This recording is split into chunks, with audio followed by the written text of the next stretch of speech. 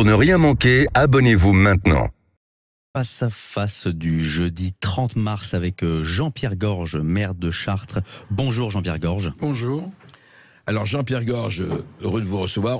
Vous avez déjà reçu pour votre livre, bien sûr. Bien sûr, oui. Et c'était très très intéressant, effectivement, de ce que vous disiez. Vous êtes quelqu'un qui n'a pas sa langue dans sa poche, vous êtes un élu local. Et Dieu sait que pendant quelque temps, et pas seulement sous ce gouvernement ou autre, on avait un peu mis en parenthèse les élus locaux. C'est vrai, les élus locaux. On disait oui, mais ce qui est important, c'est c'est les conseillers, les cabinets de conseil, les administrateurs. Eux savent mieux que vous ce qui est bon pour vous. Alors que la proximité, quand même, c'est quelque chose d'important. Vous êtes le maire d'une grande ville, d'une ville très belle, on la connaît, enfin je la connais, on est des millions à la connaître. Chartres, la capitale des lumières du parfum, on ne parle pas que de la cathédrale, il y a beaucoup de choses à dire et de choses à voir et à visiter à Chartres. Mais Jean-Pierre Gorge, c'est à l'élu local, à l'homme politique que je m'adresse d'abord. L'état de la France, vous savez, on a discuté avec Nicolas Dupont-Aignan de la violence, de ce qui se passe aujourd'hui de part et d'autre, qui quand même nous interroge. Cette réforme des retraites, la manière dont ça a été mené, tout cela, qu'est-ce que ça vous inspire ? Je suis un peu inquiet. Moi, j'ai un âge, où je peux dire, je vais finir tranquille, mais pour la suite, je suis inquiet parce que je sens qu'il n'y a pas de vision. Le pays qui a eu un De Gaulle aujourd'hui, mais il est à mal dans plein de domaines. La discussion sur le nucléaire, par exemple, c'est des choix stratégiques qui ont été faits à une époque. À travers ces décisions-là, moi, je me sens gaullien, gaulliste, tout des qualificatifs. Et aujourd'hui, je me dis, où est la vision ? C'est-à-dire que d'un mandat d'un président à un autre, on change, mais on fait un virage à 180 degrés. On arrête, on recommence. C'est quand même un peu inquiétant. Et moi, je fréquente la population au quotidien. Je suis un homme qui vit pas mal aussi dans la rue. J'écoute. Ils me demandent où on va, quoi. Et puis, alors, tout ce qui est relatif au climat, alors on fout la trouille pour des choses qui vont se passer dans un siècle. Et les gens ont des problèmes sur le quotidien. Donc, vous voyez, tout ça, il n'y a pas de vision parce que il y a des temps qui sont différents et tout ça s'est mélangé en même temps dans les mêmes informations. Ouais. Les mêmes informations vont passer au 21e, 22e siècle et puis le lendemain, ils ne savent pas si leurs ordures ménagères vont être ramassées. Ouais. Quoi. Vous voyez, c'est cette espèce de choc comme ça, d'informations totalement différentes et plus ou moins contradictoires. Mais justement, de ce propos, c'est intéressant. Que vous disent, puisque vous les rencontrez effectivement tous les jours, que vous disent vos électeurs, puis les habitants, les chars. Qu'est-ce qu'ils vous disent ? Quelle est la préoccupation principale ? C'est on n'a pas de cap, on ne sait pas où on va, c'est ça ? Oui, ce qui se passe, c'est que politique, quel que soit le parti politique, avant il y avait des programmes, des visions, on y comprenait quelque chose. On opposait la droite, la gauche, les extrêmes, ceux qui, à l'époque, les extrêmes, on disait le Parti communiste, quand le Front National n'existait pas. Maintenant, c'est où les gens se rassemblent d'un extrême à l'autre sur des textes et ils arrivent à se rencontrer. On est plus proche de la 4e République, si je puis dire, que d'une 5e République. Quand vous avez le régime des partis, des formations. Qu'est-ce qui s'est passé pour les retraites ? Vous avez les Républicains qui étaient pour la retraite à 65 ans, encore plus. Ils n'étaient pas d'accord pour celle à 64, alors que ça aurait été une étape.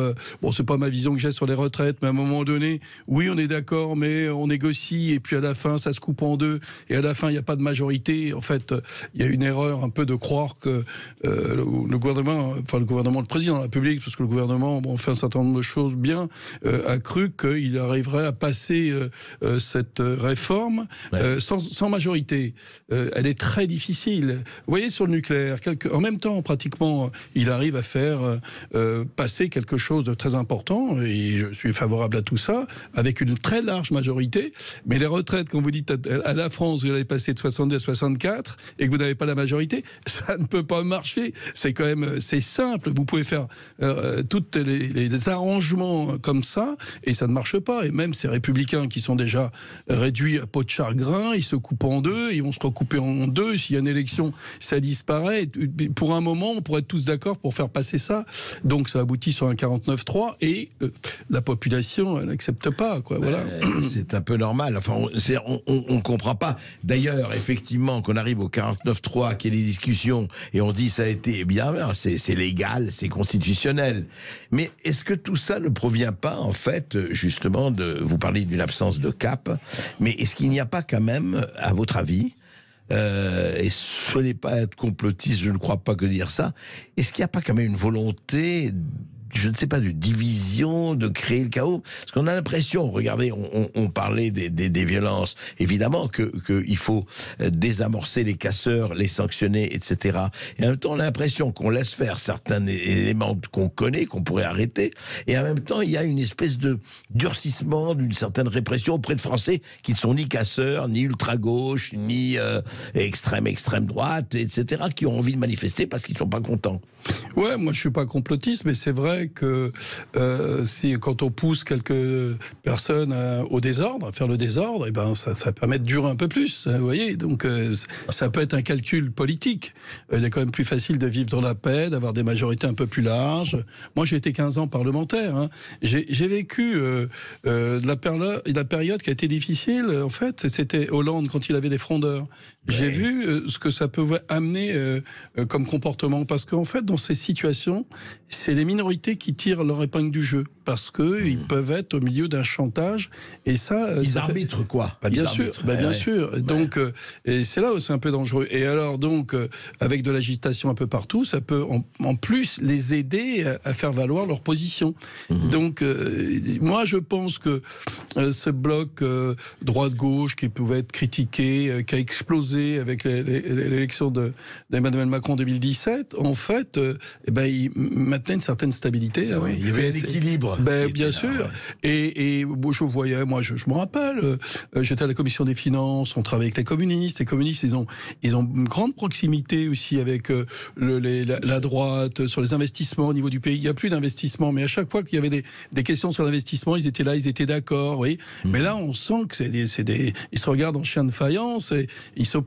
Alors que, vous voyez, le nucléaire, même maintenant, les Verts sont dépassés par l'événement. Donc, ils voient bien que sans le nucléaire, point de salut. Hein. Donc, les solutions qui ont été apportées ne suffisent pas à comprendre. Il y aurait beaucoup de choses à dire. On se retrouve avec Jean-Pierre Gorge et on va parler effectivement de ce qui se passe, de continuer de parler de ça. À tout de suite, petite pause. Et vous nous appelez au 0826 300 300, chers auditeurs, pour interpeller Jean-Pierre Gorge, maire de Chartres, avoir le regard d'un élu local. À tout de suite sur Sud Radio. Français parle au français. Je n'aime pas la blanquette de veau. Je n'aime pas la blanquette de veau. Sud Radio Berkov dans tous ses états. Et nous sommes avec Jean-Pierre Gorge, ancien parlementaire pendant 15 ans, c'est bien ça. Oui.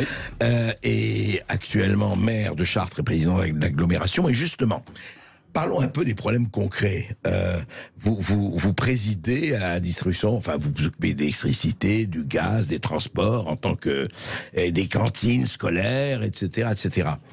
Et qu'est-ce que vous constatez actuellement? On parle beaucoup d'inflation, on parle beaucoup de hausse des prix, que ce soit de l'alimentaire, ne parlons pas d'électricité, ce que disent les restaurateurs, les boulangers, les artisans, etc. Comment c'est vécu dans votre ville? Là, tout ce qui se passe en matière d'inflation, le coût de l'électricité, c'est une catastrophe. L'électricité, on s'imagine pas ce que ça a provoqué. Il y a des gens qui ont ponctuellement une multiplication par 10 du coût de l'électricité. Par 10? Donc, bien sûr, j'ai des sœurs à Chartres. Il y a une congrégation qui m'ont montré leurs factures. Elle dit, mais nous, qu'est-ce qu'on va devenir? Mais les gens affolés. Alors l'inflation, sur les aliments, par exemple, moi j'ai une cuisine centrale, l'agglomération de cuisine centrale, on fabrique 11 000 repas par jour pour les hôpitaux, pour les écoles. Donc, on calcule bien sur tout ce qui est légumes, les fruits. C'est incroyable. Il y a des augmentations à 30%, 50%, des fois 100%. Donc fabriquer un prix derrière, mais c'est la quadrature du cercle. Alors on se débrouille, on fait un certain nombre de choses. L'agglomération aide, donc elle aide. Donc ça c'est important. Mais je veux dire, jusqu'où on peut tenir, hein, c'est parce qu'il faut avoir un équilibre, on peut pas être en déficit. Donc c'est vrai que ça devient très très difficile. En fait, l'État peut être en déficit, mais pas l'agglomération ou la commune. Alors c'est ça, c'est que en ce moment, je sens que c'est les communes qui sont dans le collimateur. On nous met des contraintes incroyables. Mais quand vous regardez, Comme par exemple, oui. Ah ben là, attendez, déjà le GVT, on nous augmente la masse salariale sans qu'on demande. Bon, que les gens soient plus payés, moi j'aime bien, c'est bien. Mais à côté de ça, on vous diminue les dotations de fonctionnement. Il y a une DGF pour toutes les communes. La ville de Chartres a perdu ces dernières années 4 millions par an. Donc quand vous devez avoir les mêmes ratios, alors ça vous oblige aussi à être créatif, je comprends tout ça. Oui. Mais les intérêts financiers, ils sont en train de galoper. Tous les emprunts des communes, ils sont adossés sur le livret A. Quand on dit qu'on va passer le livret A à 4,5, toutes les communes vont être plantées. Donc ce ne sont qu'une somme de choses comme ça qui, quand vous les ajoutez, parce qu'elles s'ajoutent, réussir à équilibrer. Et les maires, bien sûr, en réduisant tout, ils se battent pour réduire, se réduire à l'équilibre, quoi. Parce que sinon, une collectivité qui n'est pas à l'équilibre, c'est le préfet qui prend la main. Donc, et là, on se demande où ça va aller. Et alors, en matière d'autonomie, il y avait une taxe d'habitation que l'élu pouvait faire avec son conseil, évoluer. Maintenant, l'État compense, mais il l'a bloqué, elle ne peut plus bouger. Donc, il reste qu'un seul outil, c'est la taxe foncière. Donc, alors, les gens disent, si on bouge la taxe foncière, on en rajoute à tout ça. Donc, l'autonomie financière des collectivités locales n'existe plus. Alors que tout ça, c'est... Les collectivités n'ont plus d'autonomie. Bien non. Donc, alors, c'est peut-être une période où on nous demande de réfléchir, peut-être se regrouper, faire un certain nombre de choses. Il doit y avoir des volontés politiques fortes derrière, mais je pense que dans les 2 années à venir, il va y avoir de la casse énorme. Alors à l'agglomération, ce qu'on fait, nous, on a créé une dotation de solidarité communautaire. On distribue de l'argent à toutes les communes. On fait des fonds de concours pour qu'ils puissent continuer d'investir. On prend en charge beaucoup de services qui ne sont pas dans nos compétences, mais on fait de l'économie comme ça. On se comporte souvent plutôt comme un GIE que comme une EPCI. Donc, moi, je cherche toutes les astuces pour faire que les communes continuent d'exister. Oui, c'est-à-dire que vous les arrosez au bon sens du terme. Je les arrose pas. Je veux dire que je partage les dividendes, mais d'une manière intelligente. Moi, je pense que la commune, c'est l'image de la France. Il y a des gens qui veulent les faire disparaître, les regrouper.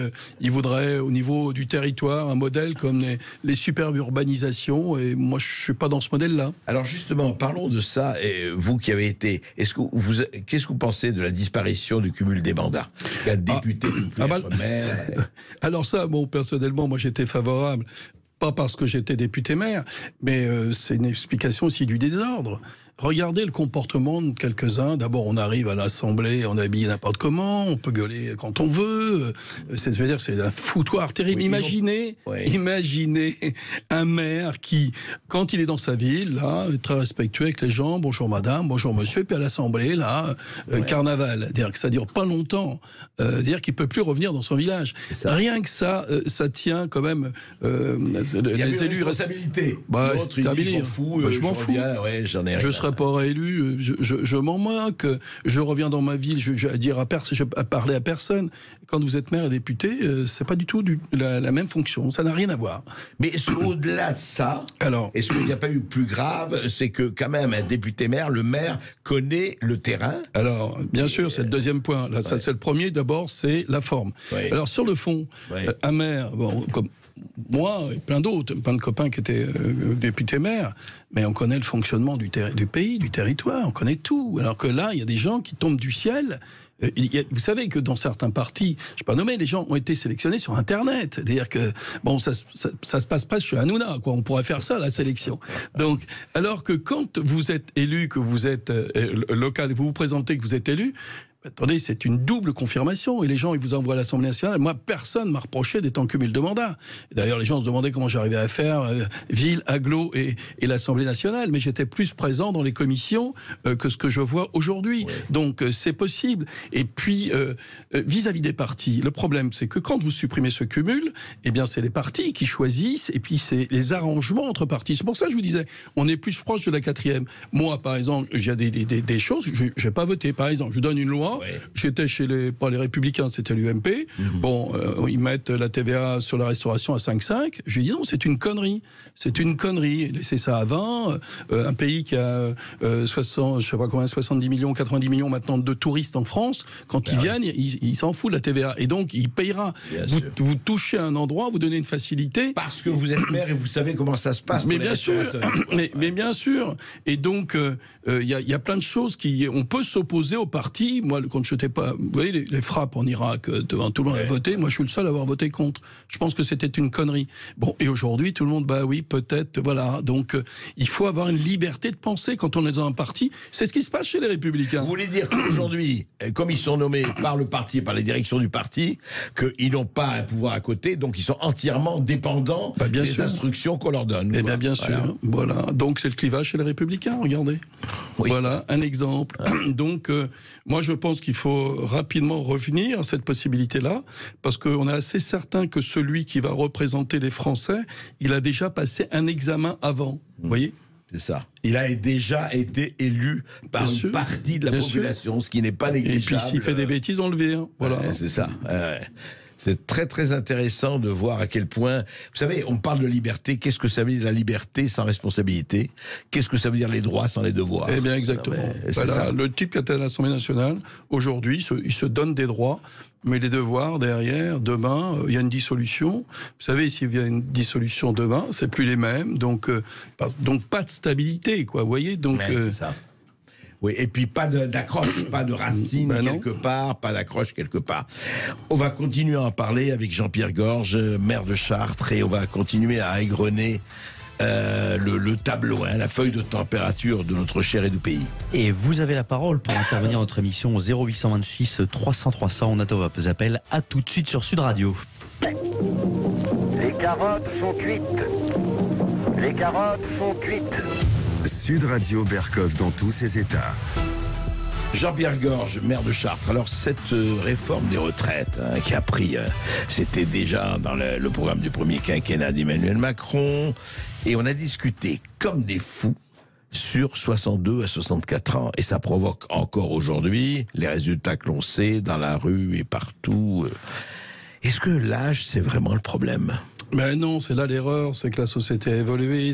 On ne vit pas maintenant que quand le système a été mis en place. En fait, aujourd'hui, il faut donner une grande liberté et ça peut être très très intéressant. Il y a des gens qui pourraient partir à 50 ans, d'autres à 75 ans. Moi, je me vois bien travailler jusqu'à 80 ans.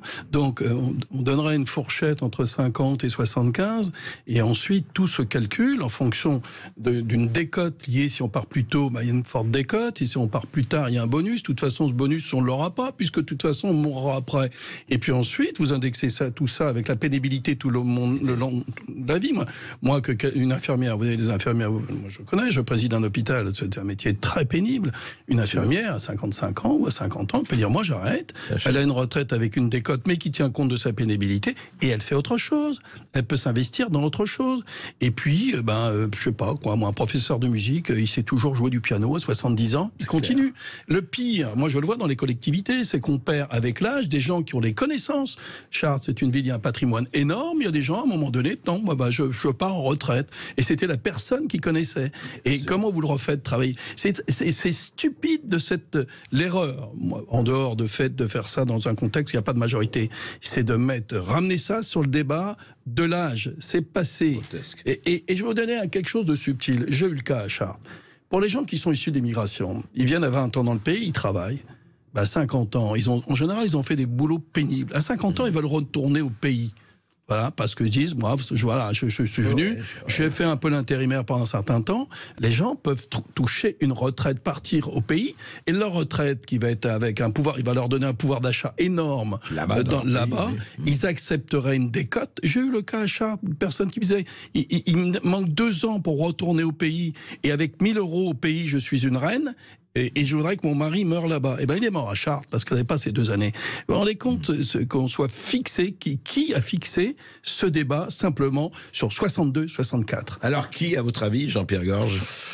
Le système, un système construit là depuis des années où les gens ne font que des modifications sur des modifications. Vous savez, moi je suis informaticien, on dit on patch, on fait des modifications sur des modifications. À un moment donné, il faut reconcevoir le système. Et là, l'âge doit être intégré de façon beaucoup plus variable et à l'initiative des gens. Si demain vous dites aux gens la retraite, eh bien c'est vous qui allez décider de votre départ avec un minimum de choses. Alors aussi l'équilibre financier. Choisissez votre vie, choisissez votre retraite. Ouais, et la deuxième erreur, c'est l'équilibre des retraites. On dit oui, vous, si vous dites ça, ça ne sera pas l'équilibré. Celui qui travaille aujourd'hui construit un PIB pour demain. Donc c'est pas parce qu'il est en retraite qu'il ne participe plus à cette richesse du pays, puisqu'il l'a construite en travaillant. Donc la moindre des choses, c'est que le PIB lui redonne. Et donc, dans le PIB, je rappelle, le produit intérieur brut. Oui, donc, mais ça, c'est la somme des valeurs ajoutées. Donc, l'outil pour faire ça, il existe, c'est la TVA. Et puis vous faites un réajustement et ça sera toujours équilibré. Ce qu'il faut, c'est établir des formules intelligentes qui, en fonction du départ, l'âge de départ et la pénibilité, le cumul de pénibilité tout au long de votre vie vous donnera un montant de retraite. La personne aura une simulation, elle accepte, elle part et elle peut faire autre chose. Voilà, exactement. Et puis elle aura une décote parce qu'elle aura eu un métier pénible et donc on l'augmentera en fonction. Il faut donner la possibilité d'avoir 2 vies, la vie travail mais si je vous entends, Jean-Pierre Gorge, c'est qu'il y a quand même une catégorie de princes qui nous gouvernent, je ne dis pas tous, ne généralisons pas, je déteste les généralisations, enfin, ils savent, mais ils considèrent quoi, les gens, comme des tableaux Excel, comme des signes de tableaux Excel, c'est quoi ? Il y a une déconnexion avec les gens dans leur quotidien, dans ce qu'ils sont. C'est un pays qui est devenu suradministré. Tout à l'heure, je vous parlais du général de Gaulle. C'est une guerre qui crée le général de Gaulle. Hein, d'accord. Personnage exceptionnel, circonstances exceptionnelles. Aujourd'hui, je pense pas que c'est l'ENA qui va créer un génie pour nous sortir de ça. Quoi. Donc voilà, moi je pense... il faut que ça se passe différemment, parce que le système est complètement coincé. Regardez déjà, le système électoral, il conduit à amener toujours les mêmes au pouvoir. Donc on parle de démocratie, mais c'est compliqué. Donc, et puis, quand vous voyez que depuis quelques années, le 2e tour se passe avec le Front National, donc c'est des questions orientées posées, donc ça devient compliqué, on peut se poser des questions. Donc si vous n'avez plus de majorité dans ce pays, après c'est le désordre, ça va aller de mal en pis, quoi. Donc ce que vous dites en fait, c'est que la 4e République, on est retourné presque à la 4e République. Attendez, regardez là, ce qui s'est passé sur les retraites, on essaye de se mettre d'accord avec des gens avec qui on n'est pas d'accord. Donc comment vous faites ? Donc, à un moment donné, association sur un sujet, et puis après sur l'autre. Comment vous gouvernez un pays comme ça ? Oui, alors c'est le système du supermarché. Je vais à la tête de gondole et je vais essayer de voir le produit qui me... Puis il y a des partis politiques qui se mettent là-dedans, on se met à discuter. Et alors les télévisions relayent ça, on voit les débats entre un tel.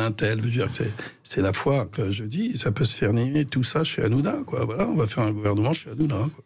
Oui, je ne sais pas si c'est la meilleure solution, mais juste un mot, vos administrés, enfin les gens que vous rencontrez, par rapport à ce qu'on s'est dit sur la hausse des prix, etc., vous sentez, très franchement, en général, une résignation en disant mais qu'est-ce qu'on peut faire ? Nous, on peut rien faire, c'est comme ça. Ou une colère, ou une réaction, ou un ras-le-bol, ou un rejet. Non, il y a quelques personnes qui sont plus investies à comprendre certains mécanismes. Ils sont en colère, Mais c'est toujours, vous savez, le plus faible, il est résigné.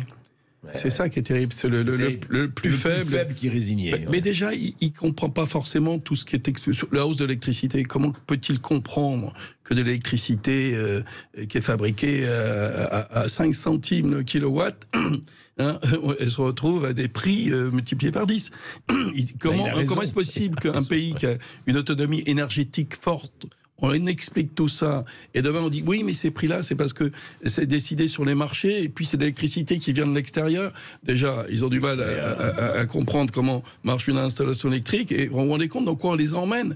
Le seul truc qu'ils voient, c'est la facture. C'est la facture. Et là, ils ne peuvent pas faire autrement que de la payer, parce que si vous ne payez pas votre facture, on vous la coupe, votre électricité. Vous comprenez? Il y a quand même une prise d'otage là-dedans.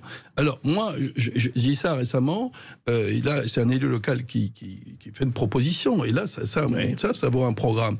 Je pense que l'eau, vous avez vu la bagarre de l'eau, la bagarre de l'électricité, hein, puisqu'on veut tout faire, vous parliez d'Elon Musk tout à l'heure, on veut faire passer tout par l'électricité, je pense que l'eau et l'électricité sont devenus des produits de première nécessité. Et le prix doit se fixer à l'Assemblée nationale et pas sur les marchés. Ouais.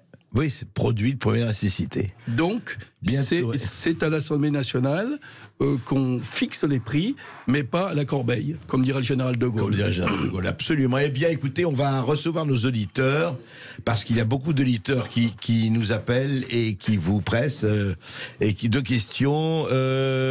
Beaucoup d'appels au 0826 300 Allons-y, 300. Lucien. Oui, on accueille Fabienne de Saint-Jean-de-Luz. Bonjour Fabienne.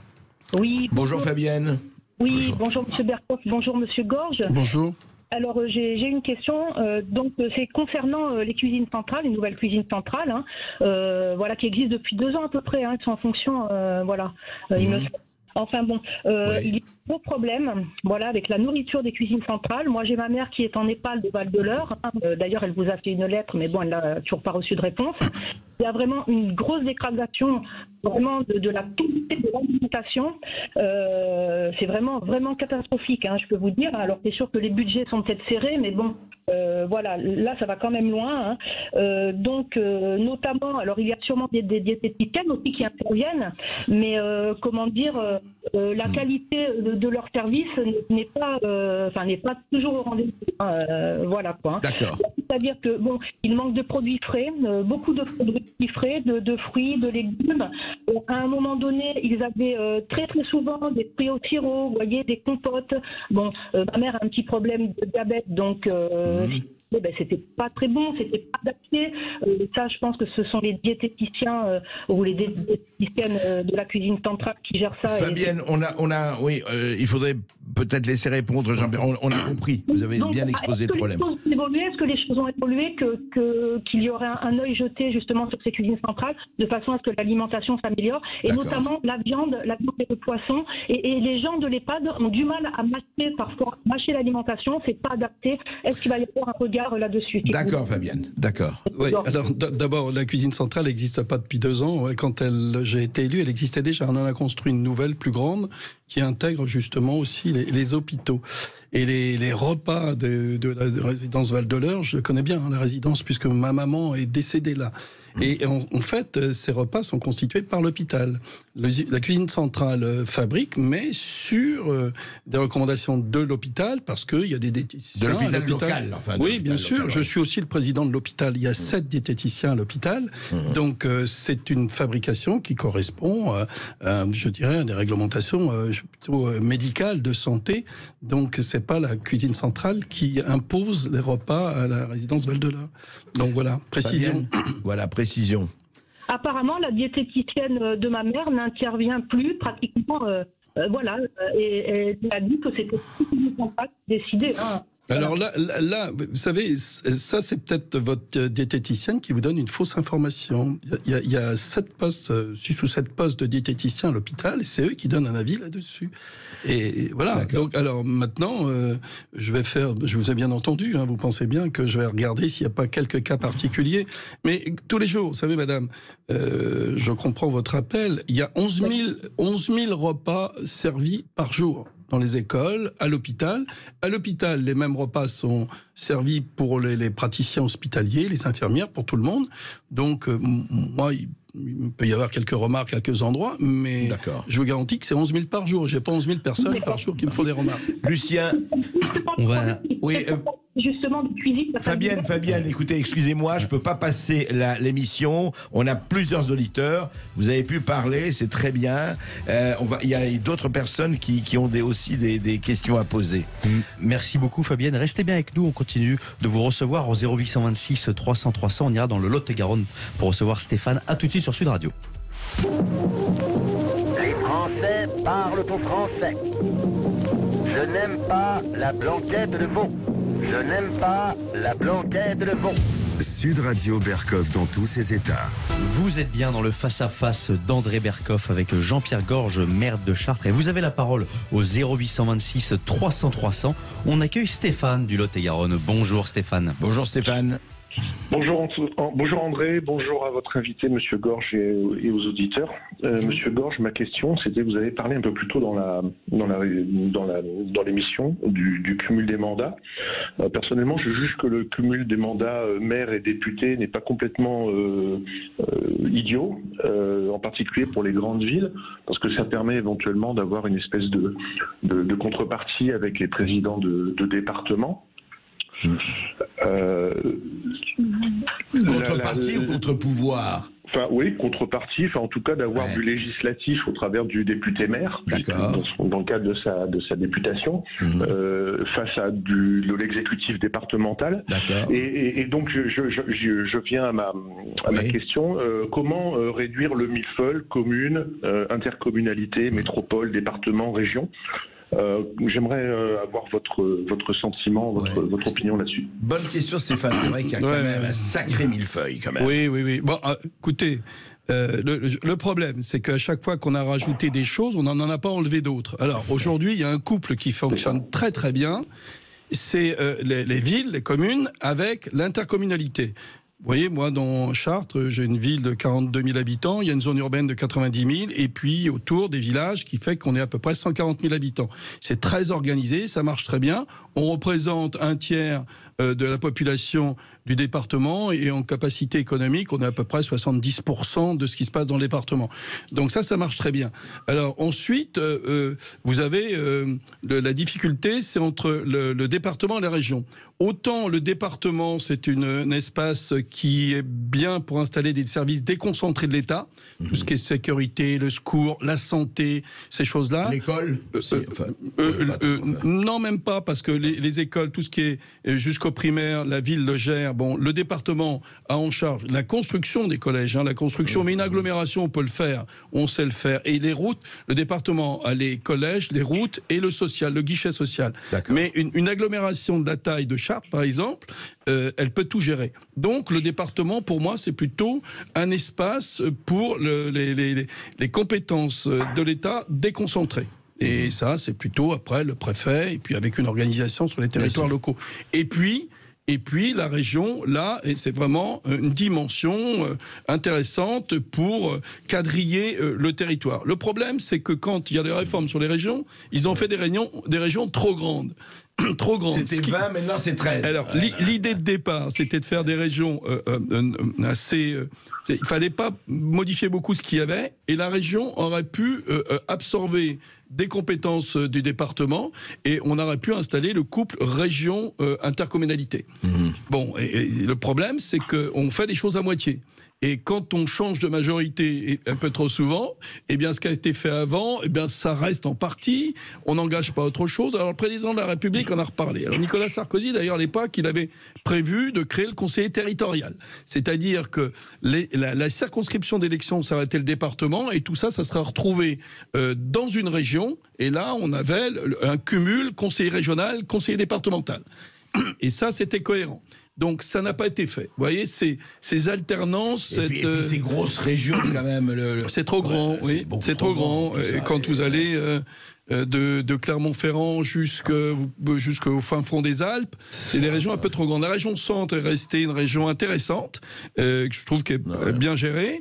Il y a 6 départements, et on pourrait être à la limite la région pilote pour mettre ça en place, parce que vous savez, quand notre intercommunalité fait un tiers du département, on est déjà, quand même un peu... Il y a un équilibre. Ça peut rentrer en conflit. Lucien. Merci beaucoup Stéphane pour votre question. On accueille David de Béziers. Bonjour David. Bonjour David. Oui, bonjour. Bonjour Monsieur Berkoff. Bonjour Monsieur le maire. Bonjour. Je me permettais de vous téléphoner parce que moi-même étant employé de mairie depuis pas mal d'années, la question est, vous n'avez plus d'argent dans les communes, vous n'avez plus d'argent dans les communautés d'agglomération ou les communautés urbaines, il n'y a plus d'argent au département, il n'y a plus d'argent aux régions, mais les élus, en fait, vous encaissez en tant que maire, vous encaissez en tant que président de l'agglomération. Je vous ai écouté, vous êtes président des hôpitaux, donc je ne sais pas si vous encaissez en tant que président des hôpitaux, mais vous avez 50 000 casquettes. Alors, ma question c'est comment se fait-il qu'en termes d'indemnité, il n'y a jamais aucun problème, et en termes de, comment dirais-je, de salaire, de revalorisation, de financement au niveau des communes et des administrations, on n'a pas d'argent. Alors, la question que je me pose depuis pas mal de temps. Voilà. Ben écoutez, je vais lui répondre. Oui. Non, en fait, ouais, vous savez, c'est marrant parce que c'était c'était chez Bourdin. Il y a une personne qui avait fait une intervention comme vous qui disait que je gagnais 50 000 euros par mois. Non, on est limité. Quand vous êtes maire et député, vous êtes limité à peu près à 8 000 euros. Ça doit un ratio entre 1,5 fois le salaire maximum d'une commune. La commune, enfin une grande commune. En fait, il y a un écrêtement.